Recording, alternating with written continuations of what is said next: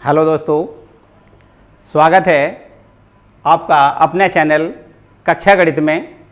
आज आप कक्षा 10 से 2 चर वाली रैखिक समीकरण, इसमें आपको हमने इससे पहले वीडियो में बताया था कि ग्राफी विधि से समीकरणों को कैसे हल करेंगे। आज नेक्स्ट इससे आगे की एक और आगे की विधि आपको बताएंगे। इसमें बताएंगे कि प्रतिस्थापन विधि से समीकरणों को कैसे हल करेंगे। तो इसमें देखते हैं क्वेश्चन नंबर प्रश्नावली 3.1 का क्वेश्चन नंबर 1। ये देखिए, पहले क्वेश्चन में आपके यहाँ पर 5 सवाल हैं। इन 6 सवाल हैं, बल्कि इन 6 सवालों को प्रतिस्थापन विधि से हल करके दिखाना है। प्रतिस्थापन विधि से क्या मतलब है, पहले आप ये समझें। प्रतिस्थापन का मतलब होता है एक जगह से दूसरे जगह पे मान रखना, ये प्रतिस्थापन कहलाएगा। यहाँ पर दो देखो इक्वेशन दिए गए हैं पहले समीकरण में। तो एक समीकरण, किसी एक समीकरण से, जैसे इस समीकरण से एक चर राशि का मान निकालें तो आप दूसरे में रख दें, या दूसरे से निकालें तो पहले में रख दें। तो एक चर का मान एक समीकरण से निकाल के दूसरे में रखना है, या दूसरे से एक चर का मान पहले में रखना है। ये कहेगा, ये इस विधि को क्या कहते हैं, प्रतिस्थापन विधि। तो देखिए, पहला क्वेश्चन हम सॉल्व करेंगे। क्वेश्चन नंबर 1, ये आपका x plus y is equal to 14 और दूसरा दिया गया है x minus y is equal to 4। ये दो इक्वेशन देखिए दिए गए। अब बहुत ध्यान से समझें, पहले वाले समीकरण से इसको 1 नंबर दे दें, इसको 2 नंबर दे दें, किसी एक से जो आपके सुविधा में हो। ये जरूरी नहीं है कि इससे x का मान या y का मान निकालें। आप इससे निकालें तो इसमें रख दें, या पहले वाले से निकालें तो दूसरे वाले में रख दें। बस कोई खास बात नहीं है। ये आपसे ये नहीं कहा जाएगा किससे किस में रखना है, वो आपका मन है जिसमें रखना चाहें, जिससे में सुविधा और सरलता से आपको हल करने से, सरलता से हल हो, उसी में रखें। देखिए, पहले हम मान लेते हैं समीकरण 1 से हम x का मान निकालें। तो बताओ, x बराबर अगर निकालें तो कितना हो जाएगा, 14 माइनस वाई। ये प्लस का वाई उधर हमने पक्षांतर किया, माइनस का हो गया। तब ये x का मान जो निकला, इस पे भी हम अगर डालना चाहें इक्वेशन नंबर 3 डाल लें। और ये x का मान अब देखो, पहले से निकाला तो कहाँ रखना है, दूसरे वाले इक्वेशन में रखना है। ये हमने पहले ही बताया आपको कि पहले से निकालें अगर मान तो दूसरे वाले में रखें, और दूसरे से निकालें तो पहले में रखें। बस इतना याद रखना है। अब ये x का मान जो निकला है वो कहाँ रखना है, इक्वेशन नंबर 2 में। यहाँ लिख दें x का मान समीकरण 2 में रखने पर। तो देखो यहाँ पे रखें, ये x की जगह क्या लिखना है, 14 माइनस वाई। ये लिखा है, x की जगह लिख दें 14 माइनस वाई। फिर ये माइनस का वाई अपनी जगह पे, बराबर का निशान लगाएं, और 4 भी अपने जगह पे। तो ये देखो हो जाएगा 14 माइनस वाई, एक ये है एक ये है, तो माइनस का कितना हो जाएगा, 2 वाई, और बराबर में क्या लिख दें, 4। ठीक है। अब देखिए वाई का मान, देखिए 2 चर थे, अब एक में कन्वर्ट हो गया, ये वाई अकेला रह गया। बस वाई का मान यहां से पक्षांतर करके वाई का मान ज्ञात हो जाएगा। देखो कैसे, अब जिसका मान निकालना उसको यहां रखें आप। जैसे ये लिखा है माइनस 2 वाई, तो इसको यहां रखें, 4 अपनी जगह पे। ये प्लस का 14 है, उधर पक्षांतर करेंगे तो कितना हो जाएगा, माइनस का 14। Minus 2 y is equal to, minus का कितना बचेगा, माइनस का 10 बचेगा। देखिए 4 में से 14 घट जाएगा, कितना बचेगा, माइनस का 10। ये माइनस से माइनस कैंसिल कर दें, 2 का और भाग दे दें, तो वाई बराबर हो जाएगा 10/2। 10/2 बराबर कितना होगा, 5। बोलो बात क्लियर, इसमें कोई समस्या है। ये वाई का मान अब यहां पर आप रख दें समीकरण 3 में। वाई का मान समीकरण कहां रखें, 3 में रखने पर ये वाई का मान 3 नंबर में रख दें यहाँ पे। तो ये x का मान निकल आएगा, x बराबर में कितना हो जाएगा, देखिए 14 minus y, 14 minus y, y का मान कितना रख दें, 5। तो ये हो जाएगा x बराबर 14 में से 5 घट जाएगा, कितना बचेगा, 9। तो ये देखिए आंसर आपका आ गया, x इज इक्वल टू, यहाँ पे आंसर फाइनल लिख दें, x इज इक्वल टू 9 और y इज इक्वल टू कितना है, 5। ये इस तरीके से देखिए आंसर आपका आ गया। ये इस तरीके से जो विधि हमने आपको बताई, ये विधि कौन सी है आपकी, ये विधि आपकी प्रतिस्थापन विधि है। बस इसी पैटर्न पे आपको सारे सवाल, पहला दूसरा तीसरा, ये 6 सवाल हैं, 6 सवाल इसी पैटर्न से करने हैं। ये इसके बाद चलिए हम देखो इसको रब कर दें और दूसरा पार्ट भी यहीं करके दिखा दें आपको। सवाल है आपका दूसरा, इसका पार्ट है ये। देखिए दूसरा, कहीं पे कोई समस्या हो तो पूछ लिया करो। दूसरा देखिए, ये है आपका s minus t is equal to 3, ये देखो इक्वेशन नंबर फर्स्ट है। दूसरा है s/3 प्लस t/2 और इज इक्वल टू में कितना है 6। ये देखिए दो इक्वेशन आपके बन गए। देखिए हमने आपको बताया कि आपको अपनी सुविधा के अनुसार एक चर का मान निकालना है, या तो एक से निकालें तो दूसरे में रख दें और दूसरे से निकालें तो पहले में रख दें, अपनी सुविधा के अनुसार। अगर यहां पर आपको ये लग रहा होगा ये भिन्नात्मक संख्या है, इसको खत्म भी कर सकते हैं। कैसे? 2 तिया 6 अगर हम एलसीएम लेके देखो, समीकरण 2 को हम थोड़ा मॉडिफाइड दोबारा से बदल के लिख दें। समीकरण 2 से क्या करते हैं, दूसरे वाले से देखिए 3 दूनी 6 एलसीएम आ जाएगा, तो ये हो जाएगा 2s प्लस 3t बराबर कितना है 6। तो ये हो जाएगा 2s प्लस 3t बराबर 6 छक्का 36। ये देखो वही बात है जो आपका दूसरा इक्वेशन है, उसी का हमने बदल के लिख दिया, कोई खास बात नहीं है। अब देखिए, अब ये मानो कि आपके सवाल सब जो इक्वेशन दिए गए हैं वो आपका एक पहला ये है और एक तीसरा, इन दोनों को हल करना है। बात तो एक ही है, दूसरे वाले को हमने बदल के लिख दिया। अब देखिए यहां से समीकरण 1 से s का मान निकालें तो वो s का मान कहां रखना है, फिर इस 3 नंबर में। तो समीकरण 1 से यहां से हम सुविधा के अनुसार हमने s का मान निकाला, तो कितना निकला आएगा, s बराबर 3 प्लस t। ये देखिए माइनस का t उधर भेज दिया।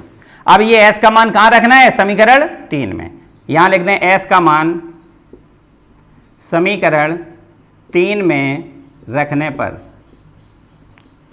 3 नंबर में रखें, यहां पे 2 की जगह 2 और फिर इसके बाद s का मान लिखना है। s का मान कितना है, 3 प्लस t है, और इसके बाद प्लस 3t अपनी जगह पे बराबर में 36 अपनी जगह पे। किसी को कोई समस्या है? अब देखिए इस 2 का अंदर गुणा करें, 2 तिया 6 प्लस 2t प्लस 3t और बराबर में कितना 36।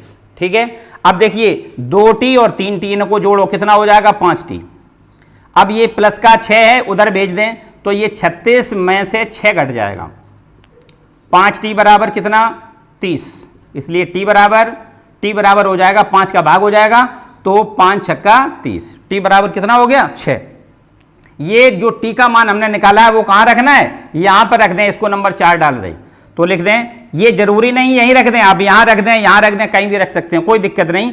ये s बराबर चूंकि निकालना है तो ये s बराबर सीधा लिखा है, पक्षांतर नहीं करना पड़ेगा, यहाँ रख दें तो सुविधा रहेगी। तो समीकरण 4 में रखने पर t का मान समीकरण 4 में रखने पर, देखिए रखते हैं 4 नंबर में, ये आपका 4, s बराबर 3 प्लस t का मान कितना लिख दें 6, तो ये s बराबर कितना हो जाएगा 6 3 9, बस हल हो गया। s बराबर s और t के मान पूछे गए थे, तो s बराबर आपका निकला 9, s बराबर 9 और t का मान निकला कितना 6, ये आंसर आ गया। सब सवाल बिल्कुल सेम तरीका से करने हैं, किसी सवाल में कोई नया काम नहीं है, बस ये देखना है। देखो ये भिन्न में दिया गया था तो हमने साधारण में बना लिया था। यहाँ पर ये देखो ये चौथा पार्ट जो दिया गया वो दशमलव में दिया गया, चाहे तो आप दशमलव खत्म कर सकते हैं, ठीक है, वो कोई खास बात नहीं है। अब देखिए 2 हमने आपके सवाल सॉल्व कर दिए, चलिए एक और करके दिखाते हैं। एक तीसरे सवाल में हमें थोड़ी सी देखिए समस्या हो सकती है, आपको मिले समस्या लगाने में कोई समस्या लगे तो इसको हम कर देते हैं। ये आपका क्वेश्चन नंबर तीसरा है, तीसरा पार्ट देखें, ये लिखा है 3x minus y is equal to 3, ये इक्वेशन 1 है। ये लिखा है 9x माइनस 3 बाई और बराबर में 9, ठीक। ये 2 इक्वेशन देखिए, यहाँ पर एक समस्या हमें ये ऐसी दिखाई दे रही है कि इसके अंततः अनेक हल होंगे। कैसे जानेंगे अंततः अनेक हल होंगे? हमने आपको एक पहचान बताई थी। क्या पहचान बताई थी? यदि a1 बटे a2 बराबर निकले b1 बटे b2 बराबर निकले c1 बटे c2, अगर तीनों अनुपात बराबर होते हैं तो समीकरण निकाय के अंततः अनेक हल होते हैं। तो यहां पर यही कंडीशन हमें दिखाई दे रही। देखो अगर हम देखें तो a1 बटे a2 का मान कितना होगा, ये 3 है, बटे में ये कितना है 9, तो 3 एकम 3 और 3 त्रिका, सही है। इसी प्रकार देखें b1 बटे b2 का मान, तो b1 बटे b2 बराबर कितना होगा -1 अपॉन -3, माइनस माइनस कैंसिल हो जाएगा, ये भी आपका कितना है 1 बटे 3। अगर हम यहाँ c1 बटे c2 का मान निकालें तो C1 बटे C2 बराबर, ये देखो 3 इधर ले आएंगे तो माइनस का 3 हो जाएगा, और इसी प्रकार ये 9 इधर ले आएंगे तो माइनस का 9 हो जाएगा, माइनस माइनस कैंसिल हो जाएगा, 3 एकम 3, 3 त्रिका 9। ये देखिए तीनों अनुपात समान है कि A1 बटे A2 उतना ही मान है B1 बटे B2 का, और उतना ही मान है C1 बटे C2 का। तो यहां पर तीनों अनुपात समान है, इसलिए ये रेखाओं, इन रेखाओं के अंततः अनेक हल होते हैं, मानी इनका कोई एक अद्वितीय हल नहीं है, अर्थात ये रेखाएं प्रतिच्छेद नहीं करती हैं, बल्कि ये रेखाएं कैसी हैं, संपाती रेखाएं हैं, एक रेखा के ऊपर से दूसरी रेखा गुजर रही होती है। चूंकि इन रेखाओं के, यहां पे ऐसे लिख दें, चूंकि A1 बटे में A2 बराबर है B1 बटे में B2 बराबर है C1 बटे में C2, अतः ये भी लिख दें, ये किसके बराबर है, बराबर है 1/3 के। यहां लिख दें, अतः इन रेखाओं के अंततः अनेक हल होंगे। ठीक, तो यहां पर एक कोई अद्वितीय हल होता है, तब उसको हम हल करके दिखाते हैं। यहां पर इस सवाल के हल कितने होंगे, बहुत ढेर सारे हल होंगे, उनको हल नहीं हम कर सकते हैं। तो आपको ये चेक करके बता के लिख देना है कि इन रेखाओं के अंततः अनेक हल होंगे, इसलिए बस इसका यहीं पर खत्म करते हैं, आगे नहीं बढ़ाएंगे इस सवाल को, ये लिख देंगे अंततः अनेक हल होंगे। अब देखिए इसके आगे का सवाल देखते हैं, चौथा नंबर, चौथा सवाल, इसको देखो मेट दें और नंबर चौथे सवाल पे आ जाएं। ये चौथा देखो यहां पे लिखा है, अगर हमने आपको जैसे बताया कि ये दशमलव में है, चलो पहले तो इक्वेशन लिख लें, 0.2x plus 0.3y is equal to 1.3, ये आपका पहला इक्वेशन हो गया। 0.4x plus 0.5y is equal to 2.3, ये इक्वेशन नंबर सेकंड हो गया। ठीक, अब ये लग रहा होगा कि इसका दशमलव में ये हिसाब किताब दिख रहा है, तो इसको हम कैसे हल करें। हालांकि उसमें कोई दिक्कत नहीं, अगर हम गुणा उड़ा ना करके ये खत्म दशमलव ना करें, तो अभी आप x का मान यहां से निकालें या y का मान निकालें और कहां रख दें, दूसरे वाले में, या दूसरे वाले से निकालें तो पहले वाले में रख दें। लेकिन ये दशमलव के तुम्हें हो सकता है कहीं कंफ्यूजन कर जाओ, गलती कर जाओ, तो वो चीज़ खत्म करने के लिए आप ऐसा करें कि ऊपर वाले समीकरण में 10 का गुणा कर दें, नीचे वाले में भी 10 का गुणा कर दें। अब आप ये पूछो 10 का ही गुणा क्यों किया, क्योंकि दशमलव का एक ही अंक तो है, देखो पूरे हर जगह पे एक ही अंक दशमलव का है, और नीचे भी वही बात है। तो एक अंक का दशमलव अगर खत्म करना हो तो 10 का गुणा करेंगे, दशमलव दाईं ओर खिसक जाएगा, दशमलव ये आपका खत्म हो जाएगा। तो 10 का यहाँ पे मल्टीपल कितना हो जाएगा बोलो, ये देखो यहाँ पे लिख रहे हैं, 10 का यहाँ गुणा करेंगे तो ये दशमलव कहाँ आ जाएगा, 2 हो जाएगा, 2x हो जाएगा, इसी प्रकार 3y हो जाएगा, और ये आपका 13 बन जाएगा। और अब 10 का गुणा इसमें करेंगे तो कितना आएगा, 4x प्लस यहाँ पर 5y, यहाँ पर 23। अब ये मानो कि आपके इक्वेशन जो सवाल दिया जाता था वो ये माने कि ये दिए गए सवाल, ये इक्वेशन दिए गए। अब इन सवालों को, इन इक्वेशनों को हल करने के लिए अब वही काम करना है, पहले वाले से x या y का मान निकालें तो कहां रख दें, दूसरे वाले में रख दें, या दूसरे वाले से निकालें तो पहले वाले में रख दें। अब तो मेरे ख्याल से मुझे बताने की जरूरत है नहीं, वही सारी जो आपको पीछे के प्रश्नों में किया है, या आपको अगर दिक्कत लग रही हो तो बताओ, बता दें। चलो बता देते हैं, ये है आपका समीकरण नंबर 3। इससे देखो समीकरण 3 से तीसरे वाले से देखिए, यहां से हम अगर x का मान निकालें तो कितना हो जाएगा, 2x यहीं रखो, ये प्लस का 3y उधर पक्षांतर कर दें तो ये हो जाएगा 13 माइनस 3y। ठीक है, यहां पर अगर x का मान निकालें तो 2 का भाग हो जाएगा, ये हो जाएगा x is equal to 13 minus 3y, और बटे में कितना हो जाएगा, 2। ये x का मान निकला है, इस पे एक अलग कोई नंबर डाल दें, लो 5वां डाल दिया। ये x का मान कहां रखना है, हमने बताया, ये निकाला कहां से तुमने, पहले तीसरे वाले से, तो अब रखना कहां है, इसमें रखना है 4 नंबर में, तो चौथे वाले में रखें। देखिए यहां लिख दें x का मान समीकरण 4 में रखने पर, कहां रखें, 4 में। देखिए 4 में रख के दिखाएं तो ये है, देखो 4 की जगह 4 लिखें, x का मान लिख दें 13 माइनस 3y बटे में 2। ठीक है, 4 की जगह 4, x का मान ये रख दिया, प्लस 5y अपनी जगह, प्लस 5y, और बराबर क्या लिखें, 23। ठीक है, ये 2 एकम 2 और 2 दूनी 4, 2 बार कट गया, 2 का अंदर गुणा करें, 13 दूनी 26 माइनस 3 दूनी 6 बाई प्लस 5 बाई और बराबर कितना 23। अब ये देखिए 6 बाई माइनस का है, 5 बाई प्लस का है, तो कितना हो जाएगा 1 बाई माइनस का बचेगा और बराबर का निशान लगाएं। 23 माइनस 26, ये प्लस का 26 पक्षांतर किया, माइनस का 26 हो गया। माइनस का बाई इज इक्वल टू कितना बचा, माइनस का 3, माइनस दोनों तरफ से कैंसिल करेंगे तो बाई इज इक्वल टू कितना होगा 3। ये देखिए बाई का मान 3 हो गया। ये बाई का 3 मान कहाँ रखना है, ये 5 नंबर में रख दें, सीधा सीधा लिख दें बाई बराबर 3 कहाँ रख दें, समीकरण 5 में रखने पर, 5 में रखने पर देखिए रखें तो यहां पर ये 4, ये आपका x बराबर 13 माइनस 3 और बाई का मान कितना 3 ही रख दें और बटे में कितना है 2, बटे में 2, तो ये आपके पास देखो कितना हो जाएगा 13 माइनस 3 का 9 बटे में 2, 13 में से 9 घट गए कितने बचे 4, 4 में 2 का भाग जाएगा कितना होगा 2, तो x इज इक्वल टू कितना 2। बस समीकरण का हल हो गया, कितना हो गया x बराबर 2 y बराबर 3। ठीक है, अब तो बिल्कुल क्लियर हो गया होगा है। अब तो हमने आपके 3-4 क्वेश्चन कर दिए, बिल्कुल क्लियर हो गया होगा, कहीं पे कोई किसी प्रकार की समस्या तो नहीं लगी। बस अब आगे के मेरे ख्याल से 2 क्वेश्चन हम तुम्हारे लिए छोड़ देते हैं, खुद करिए 2 क्वेश्चनों को। अगर बाय द वे नहीं आते तो मुझे बताइए, हम नेक्स्ट वीडियो में आपको वो भी बताएंगे। चलिए अब आपको क्वेश्चन नंबर 2 करवाते हैं। देखिए इसको मैट दें और क्वेश्चन नंबर 2 के बारे में देखें। देखिए अब दूसरा क्वेश्चन है आपका, एक समीकरण दिया गया है 2x प्लस 3y बराबर में 11। एक इससे और अगला समीकरण दिया गया है 2x माइनस 4y बराबर माइनस 24। ये लिखा है इन दोनों समीकरणों को हल करिए। इसके बाद लिखा है इसमें m का वह मान ज्ञात करिए जिसके लिए y बराबर mx प्लस 3 हो।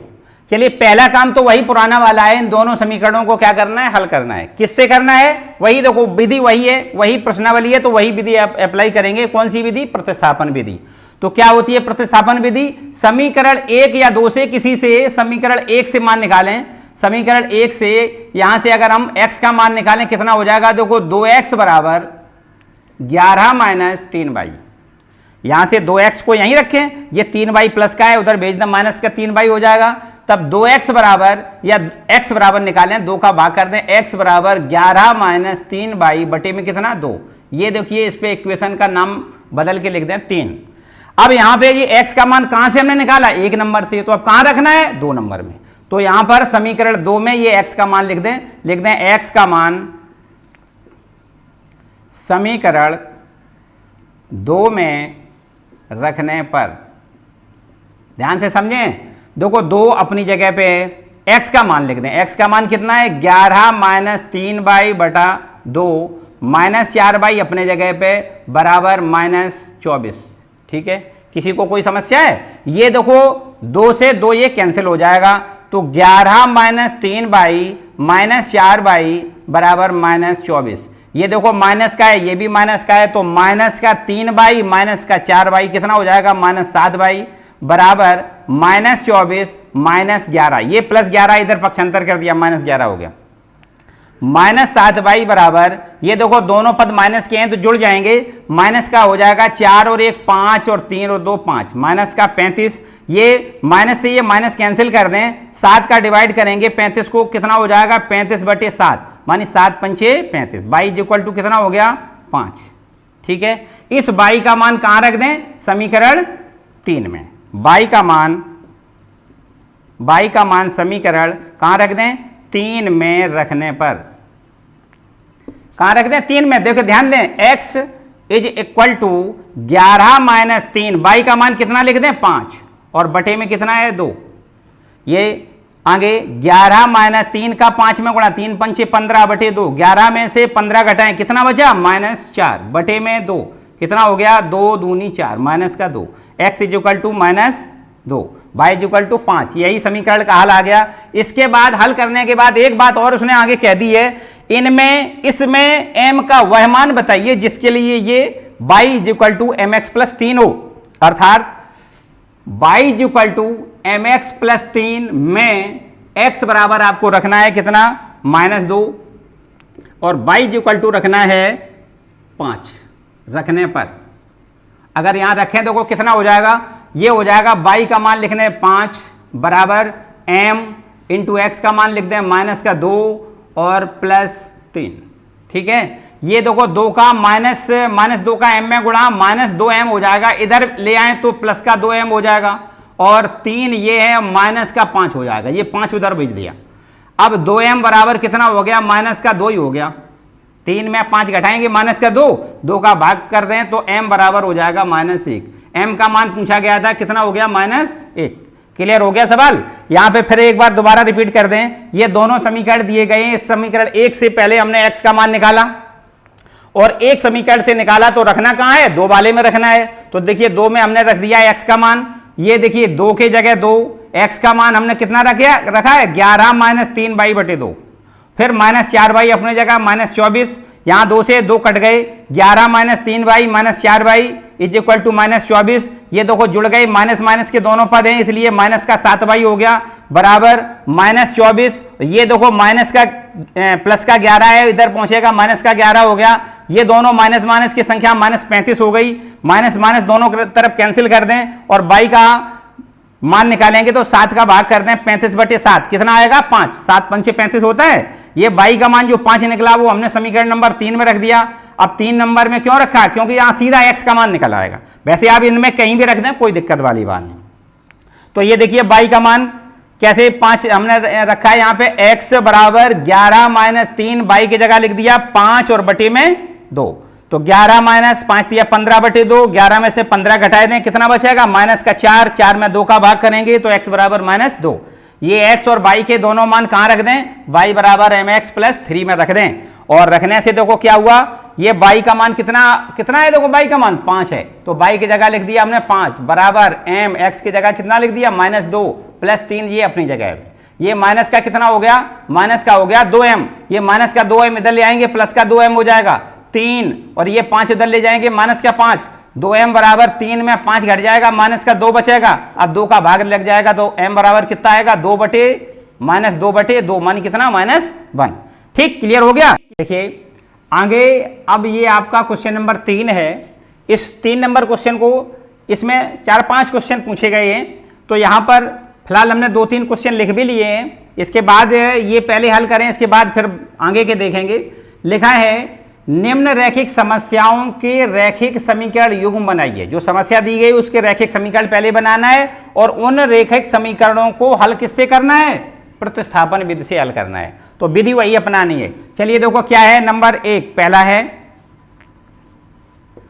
देखो लिखा है 2 संख्याओं का अंतर 26 है। संख्याएं अगर x और y मानी जाए तो उनका अंतर कितना दिया गया है, 26। एक संख्या दूसरी संख्या की 3 गुनी है, मानी जो x है वो y की कितनी है, 3 गुनी है। चलिए देखो हम मान लें, माना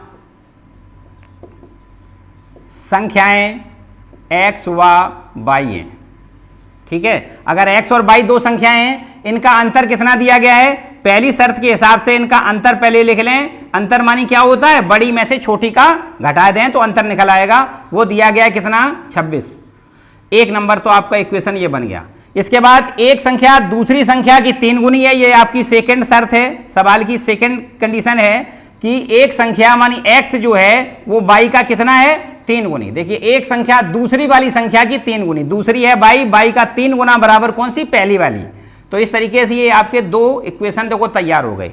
मानी ये इतना भाग आपका लग गया, रैखिक समीकरण युग्म बनाइए, तो रैखिक समीकरण युग्म आपके ये तैयार हो गए। इसमें आप प्रतिस्थापन विधि से हल करने के लिए वही पुरानी बात, x का मान ये देखो दूसरे नंबर से x का मान ये कितना है, 3y, कहाँ रख दें, पहले वाले में। देखो रखें, समीकरण 2 से x बराबर 3y समीकरण 1 में रखने पर, ये बातें अब आपको वास्तव में खुद कर लेनी चाहिए। इतना ही बताना चाहिए, आगे का आप सब कुछ खुद करना चाहिए। एक बता ही दे रहे, देखो ये x का मान 3y यहाँ रख दें तो इसके जगह पे कितना लिख दें, 3y, फिर ये -y अपनी जगह पे बराबर 26। 3y से 1y घट जाएगा, 2y बचेगा बराबर 26। 2 का और भाग दें तो y इक्वल टू कितना हो जाएगा, 13। ठीक है, सिंपल सी बात। ये y का मान जो 13 निकला वो आप नंबर 2 में लिख दें या नंबर 1 में लिख दें, किसी में लिख दें। y का मान समीकरण 2 में लिख रहे, क्योंकि x का सीधा मान निकल आएगा। 2 में रखने पर रखते हैं, देखो x बराबर 3, बाई का मान कितना लग दें 13। बताओ 13 का 3 में गुणा 13 तिया 39। क्लियर। ये देखिए आपकी दो संख्याएं हो गई, इसमें एक संख्या है 39, दूसरी संख्या 13। तो ये देखो अगर 39 में से 13 घटा दें 26 बचेगा। अंतर देखिए 26 सवाल में कहा गया है, इसमें से अगर इसको घटा दें तो कितना बचेगा 26 बचेगा। और एक संख्या जो है वो दूसरी वाली संख्या की कितनी है 3 गुनी। तो ये दूसरी संख्या जो 13 है उसका अगर हम 3 गुना करें तभी तो ये पहली वाली मिलेगी। देखिए कंडीशन जो आपको दी गई है वो बिल्कुल फॉलो करना चाहिए, तभी समझो सवाल हमने सही लिखा है, लगाया है। तो देखिए संख्याएं आपकी कौन कौन सी मिल गई, संख्याएं आपकी मिल गई 39 और 13। ये आपसे पूछा गया था, वो संख्याएं बताइए। तो क्या बताओगे 39,13। चलिए देखो सवाल नंबर, इसको हम रब कर दें, दूसरा भी भाग इसका देखो हल करके दिखाएं आपको। बिल्कुल सिंपल है, कोई कठिन नहीं है, आप थोड़ा सा धैर्य से काम लें। बिल्कुल एकदम आसान क्वेश्चन है, कोई कठिन नहीं है, बिल्कुल आसान। देखिए दो संपूरक कोणों में बड़ा कोण छोटे कोण से 18 देखें। एक बात आप यही शायद नहीं जानते होंगे, संपूरक कोण किसे कहते हैं। संपूरक ऐसे दो कोण होते हैं जिन दो कोणों का योगफल 180 अंश होता हो। जिन दो कोणों का योगफल 180 अंश होता हो, इन दोनों कोणों को क्या कहेंगे हम, संपूरक कोण कहेंगे। ये देखिए माना दो संपूरक कोण x, y है, अर्थात क्या कह सकते हैं x plus y is equal to 180। ठीक, दोनों का योगफल कितना होना चाहिए 180। अब आगे एक बात और उसने दी है, क्या छोटे कोण का मान 18, क्या लिखा है बड़ा कोण छोटे कोण से 18 देखे। तो देखिए ये तो आपकी यहां लिख दें, तथा प्रश्नानुसार x बराबर कितना है 22 से 18 देखे। ठीक, x बराबर कितना है, मानी छोटा कोण कितना है, सॉरी बड़ा कोण कितना है छोटे वाले कोण से 18। हमने ये मान लिया ये आपका बड़ा है ये छोटा है, तो छोटे वाले से 18 अधिक है कौन सा x। ये आपका हो गया इक्वेशन नंबर 2। बस इन दोनों को हल कर लो। कैसे, ये x का मान निकला कितना निकला 22 प्लस 18, कहां रख दें समीकरण नंबर 1 में रख दें। बोलो कोई समस्या आएगी, मेरे ख्याल से आप कर सकते हो। x y दोनों के मान निकालें, वही आपके दोनों संपूरक कोण ज्ञात हो जाएंगे, यही पूछा गया है। ठीक, अब हम नहीं करते, ये खुद कर लें। इसके बाद आते हैं सवाल आपका क्वेश्चन, इसमें तीसरा है वो भी देखें। ये देखिए क्वेश्चन नंबर 3 लिखा है, एक क्रिकेट टीम के कोच ने 7 बल्ले 6 गेंदें 3800 रुपए में खरीदी। बाद में उसने क्या किया 3 बल्ले और 5 गेंदें खरीदी 1750 रुपए में खरीदी। तो एक बल्ले का और एक गेंद का मूल आपको ज्ञात करना है। देखिए कैसे, माना बल्ले का मूल, एक बल्ले का मूल, एक बल्ले का मूल बराबर मान लें x रुपया है। एक गेंद का मूल बराबर मान लें कितना y रुपया है। अब देखिए एक बल्ला x रुपए का 7 बल्ले खरीदे तो 7 बल्ले कितने के हो जाएंगे 7x के। इसी प्रकार 6 गेंदें खरीदी, एक गेंद 22 रुपए की, 6 गेंदें 6 22 रुपए की। तो टोटल मिला के मूल कितना है बराबर है 3800 रुपए। 7 बल्लों का 6 गेंदों का टोटल मूल्य कितना है 3800 रुपए। एक इक्वेशन, पहली शर्त आपकी ये है, इससे पहला इक्वेशन बन के तैयार हुआ। दूसरी शर्त क्या है, दूसरी शर्त है 3 बल्ले खरीदे कितने के हो जाएंगे 3x रुपए के। 5 गेंदें खरीदी कितने की हो जाएंगी 5 रुपए की। दोनों का योग कितने रुपए की 1750 रुपए की। ये 3 बल्ले 5 गेंदें कुल मिला के कितने रुपए की आई 1750 रुपए की। ये देखिए 2 नंबर दोनों इक्वेशन बन के तैयार हो गए। बस अब इनको वही पुरानी पैटर्न पे हल करना है। देखिए करके ही दिखा देते हैं। समीकरण 1 से यहां से चाहे x का मान निकाल लें या y का मान निकाल लें, तुम अपनी सुविधा के अनुसार करें। 6y का मान देखो कितना हो जाएगा 3800 माइनस 7x। ये यहाँ पर 6 का भाग लग जाएगा तो y का मान आ जाएगा 3800 माइनस 7x बटे में 6। ठीक है, ये इक्वेशन तीसरा डाल दें। इसका मान देखो कहाँ से हमने y का ये निकाला है पहले वाले से, तो कहाँ पर रखना है दूसरे वाले में। समीकरण 2 में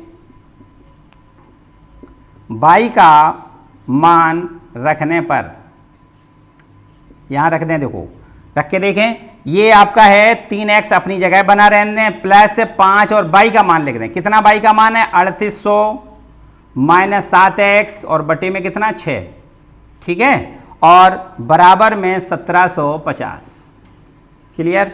बस यहाँ देखो पहले 6 खत्म करें, तो 6 का पूरे समीकरण में गुणा कर दें, ये भाग है खत्म हो जाएगा, पूरे समीकरण में गुणा 6 का करें तो 6 या 18x प्लस ये 5 का अंदर गुणा करें, डबल जीरो देखो ये ज्यों का त्यों, 5 अट्ठे 40 हासिल 4, 5 तिया 15 और 4 19 माइनस 7 पंचे 35x बराबर 6 का यहाँ गुणा होगा, देखो 6 पंचे 30 हासिल 3 और 6 सत्ते 42 और 3 45 हासिल 4, 6 कम 6 और 4 10।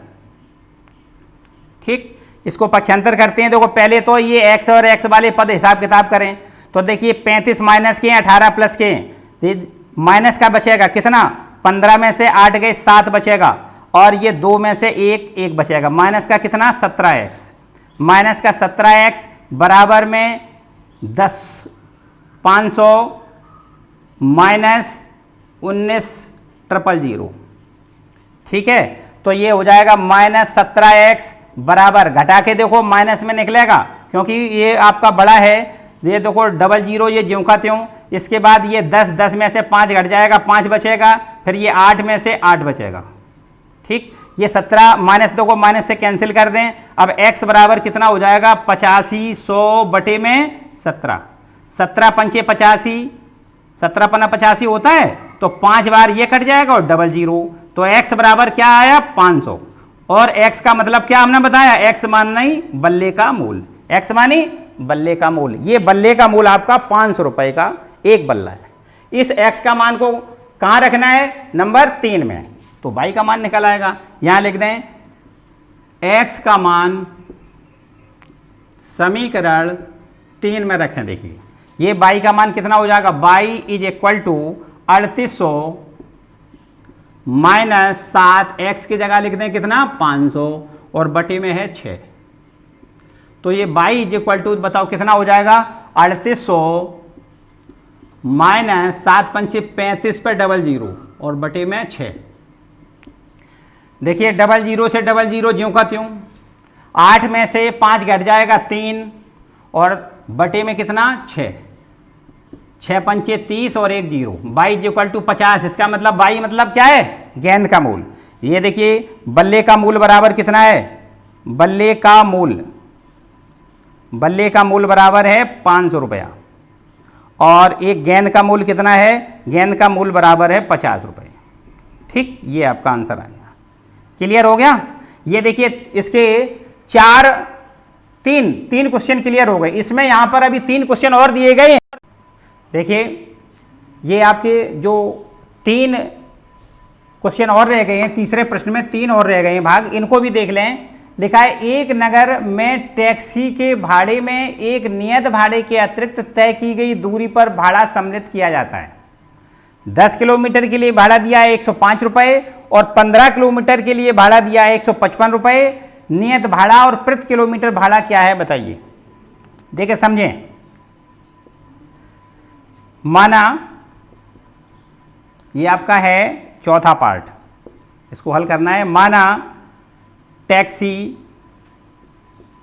का नियत भाड़ा बराबर x रुपया है, मतलब x रुपया उसका एक नियत भाड़ा है, ये इस पे लगना ही है। अब वो जितने किलोमीटर जाएगा उसके अनुसार उस पर भाड़ा बढ़ता हुआ जाएगा। देखो 1 किलोमीटर के लिए कितना बढ़ जाएगा 22 रुपया। अगर हम 1 किलोमीटर का भाड़ा कितना मान लें 22 रुपया, तो दूसरा हम मान लेते हैं कि उसका प्रति किलोमीटर भाड़ा, टैक्सी का प्रति किलोमीटर भाड़ा कितना मान लें 22 रुपया है, मतलब 1 किलोमीटर का 22 रुपया है। x रुपया तो लगना ही लगना है, लेकिन अगर वो 1 किलोमीटर जाएगा तो 22 रुपया अतिरिक्त देना पड़ेगा। तो इसका मतलब 1 किलोमीटर के लिए उसको कितना रुपया देना पड़ेगा, x प्लस 22। 1 किलोमीटर के लिए 22 रुपया, और वो गया कितना है, देखिए ध्यान दें, उसमें लिखा है कि वो अगर 10 किलोमीटर जाता है तो उसको भाड़ा 105 रुपया देना पड़ता है। नियत तो x देना ही है, देखो ध्यान दो, पहली शर्त है, इसमें x रुपया तो उस पर लगना ही लगना है और 1 किलोमीटर का 22 रुपया लगेगा, 10 किलोमीटर का कितना लगेगा, 10 22 लगेगा। तो नियत भाड़ा और 10 किलोमीटर का भाड़ा 10 22 रुपया, ये मिला के उस पर कितना लगेगा, 105 रुपया। एक देखिए नंबर, ये आपका सवाल इक्वेशन बन के तैयार हुआ। देखिए दूसरी शर्त से, अगर वो व्यक्ति कितना जाता है, देखो लिखा है, अगर वो व्यक्ति 15 किलोमीटर यात्रा करता है तो उसको भाड़ा 155 रुपया देना होता है। तो देखिए ध्यान दें, x तो ये नियत है, 15 किलोमीटर का कितना लगेगा, 15 बाई, और अब इसको टोटल 155 रुपया देना है, बराबर लिख दें 155 रुपये। ये देखिए आपके रैखिक समीकरण बन के तैयार हो गए। अब इसमें क्या करना है, अब वही काम मेरे ख्याल से हमें बताने की इसमें क्या जरूरत है। इसमें अगर हम पहले समीकरण से x का मान निकालें तो दूसरे में रख दें, या दूसरे से निकालें तो पहले में रख दें।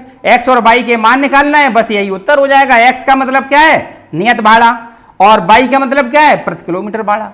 सही है, ये आप खुद कर लें। अब हम आगे इसका ये 5वां पार्ट करवा दें, कर ले कोई दिक्कत नहीं। 5वां, ये देखिए 5वां पार्ट, इसको भी ध्यान से सुने। किसी भिन्न के अंश व हर में 2 जोड़ दें तो वह भिन्न का मान कितना, 9/11 हो जाता है। और यदि अंश व हर दोनों में 3 जोड़ दें तो भिन्न का मान 5/6 हो जाता है। बिल्कुल आसान है। अगर कभी भिन्न का सवाल आए तो आप पहले भिन्न ही माने। माना भिन्न कितनी है, x/y। भिन्न को कैसे लिखते हैं, अंश बटे हर में ही तो लिखते हैं। भिन्न को कैसे लिखते हैं, अंश बटे हर में। तो अंश हमने x मान लिया, हर हमने y मान लिया, तो भिन्न कितना हो गया, x/y। अब इस भिन्न में प्रश्न के अनुसार क्या जोड़ना है, क्या घटाना है, जो प्रश्न में लिखा है वही करना है। अंश व हर दोनों में 2 जोड़ दिया जाए। देखिए अंश ये, हर ये है, 2 जोड़ दें दोनों में। ये देखिए पहली शर्त के अनुसार ये लिखा है कि x/y जो भिन्न है उसके अंश में भी जोड़ें 2 और हर में भी 2 जोड़ दें। तो यदि 2 जोड़ दिया जाए तो वह भिन्न का मान कितना हो जाता है, 9/11, बराबर 9/11 लिख दें। बस त्रिज्या गुणा करें, 11 का इसमें गुणा करेंगे, 11x प्लस 11 दूनी 22 बराबर 9 का इधर गुणा करेंगे, 9y प्लस 9 दूनी 18। ये इधर ले आए तो ये 11x में ये 9, ये 11x तो है, ये माइनस का ये कितना हो जाएगा, 9y, और बराबर ये 18 माइनस 22। तो 11x माइनस 9y बराबर 18 में से ये 22 घटा दें तो माइनस का कितना बचेगा, 4। ठीक, पहला एक इक्वेशन बन के तैयार हो गया। इसी प्रकार एक दूसरी शर्त है, उसके अनुसार एक दूसरा समीकरण बनेगा। बस इनको दोनों को हल कर लेंगे, उत्तर आ जाएगा। देखिए दूसरी शर्त क्या है, यदि अंश व हर दोनों में 3 जोड़ दें तो देखिए भिन्न वही है, x/y। इसमें कितना कितना अंश और हर में जोड़ना है, 3 जोड़ दिया 3, तब भिन्न का मान बराबर कितना हो जाता है, 5/6, बराबर लिख दें 5/6। वही बिल्कुल देखो वो यहाँ भी करना है। 6 का अगर इधर गुणा करेंगे 6x प्लस 6 18, 5 का इधर करेंगे 5y, और 5 का 3 में 5 दिया 15। ये देखिए 6x माइनस 5y बराबर 15 माइनस 18। 6x माइनस 5y बराबर 15 में से 18 घटा देंगे कितना, माइनस का 3। ये देखिए आपके पास इक्वेशन सेकंड। अब ये देखिए फिर वही बात है, मेरे ख्याल से मुझे बताने की आवश्यकता नहीं पड़ेगी। यहाँ से अथवा यहाँ से किसी एक चर राशि का मान निकालें, इससे निकालें तो इसमें रख दें, इससे निकालें तो इसमें रख दें, वही बिल्कुल सेम है। ये आपके रैखिक समीकरण बनके तैयार हो गए। इनसे x का विलोपन करें तो यहाँ रख के y का मान निकल आएगा, या y का विलोपन यहाँ से करें तो यहाँ रख दें तो x का मान मतलब एक का विलोपन करना है, दूसरे का मान निकल आएगा। ठीक है, इसको भी आप करेंगे। चलिए एक लास्ट में आपका ये क्वेश्चन नंबर 6वां, ये भी आपको हम करवा देते हैं। ये आपका क्वेश्चन नंबर 6वां, देखो ये क्वेश्चन नंबर 6, इसका देखिए सॉल्यूशन कैसे करेंगे। लिखा है 5 वर्ष बाद जैकब की आयु उसके अपने पुत्र की आयु की 3 गुनी हो जाएगी। ठीक, बाद में क्या लिखा है, 5 वर्ष पूर्व जैकब की आयु अपने पुत्र की आयु की 7 गुनी थी।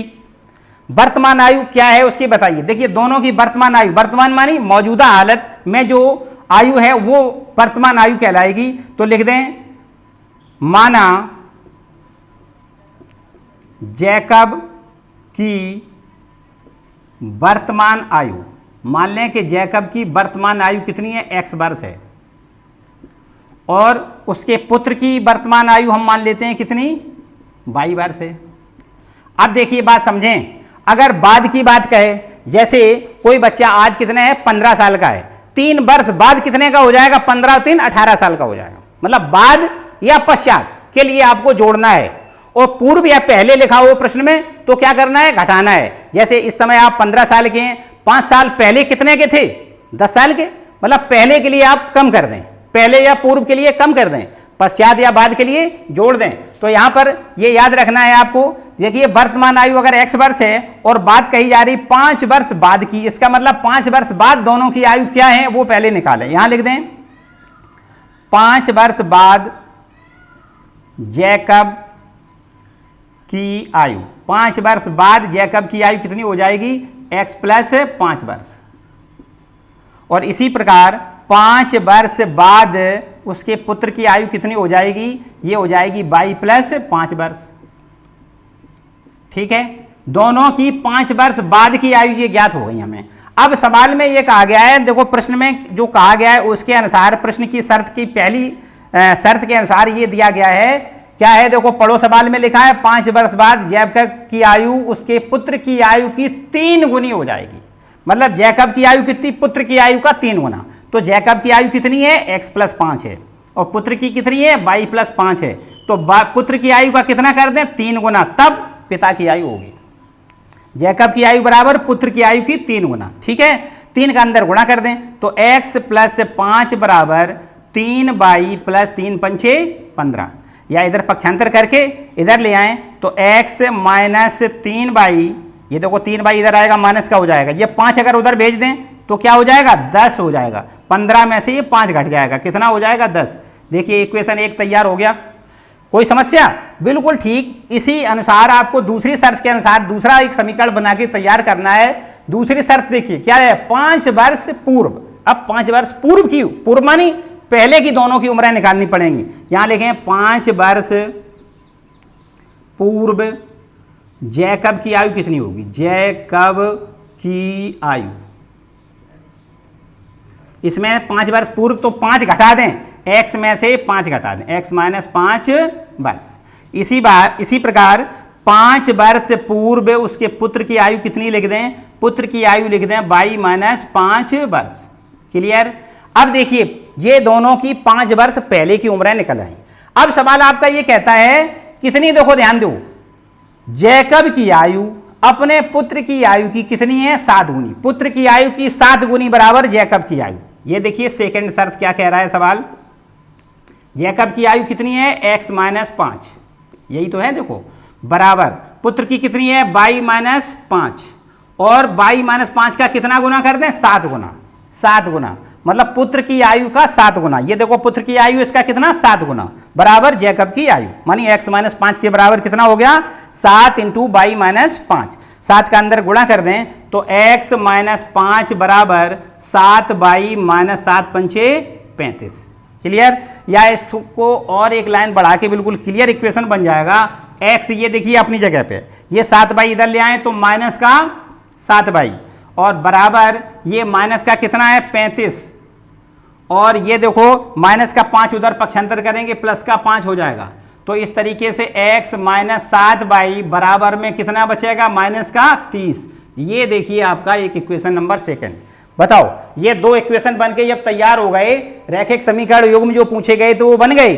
अब क्या करना है, किसी समीकरण 1 से x का मान निकालें, अगर इसका x के मान निकालें तो यहां रख दें, यहां से निकालें तो यहां रख दें। वही प्रतिस्थापन जो सब में करना है, एक ही बिल्कुल प्रोसेस है।